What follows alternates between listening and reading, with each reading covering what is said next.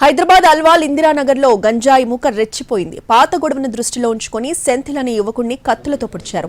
ప్రత్యర్థుల దాడిలో తీవ్రంగా గాయపడిన సెంథిల్ గాంధీ ఆసుపత్రిలో చికిత్స పొందుతూ మృతి చెందాడు. నిందితులు అల్వాల్ పోలీసుల ముందు లొంగిపోయినట్టుగా తెలుస్తోంది.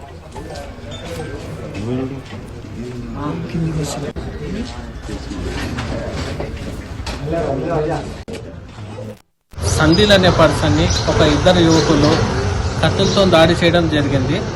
ఇట్టి విషయంలో సంధిల్ అనే పర్సన్ ట్రీట్మెంట్ పొందుతూ గాంధీ హాస్పిటల్లో చనిపోవడం జరిగింది. దీనిపై కేసు నమోదు చేయడం జరిగింది. ఇన్వెస్టిగేషన్ అనేది స్టార్ట్ చేస్తామండి. మిగతా డీటెయిల్స్ ఫర్దర్ ఆఫ్టర్ ఇన్వెస్టిగేషన్ అంటే తెలియపరుస్తామండి. అల్వాల్ పరిధిలో ఇందిరానగర్ ఏరియాలో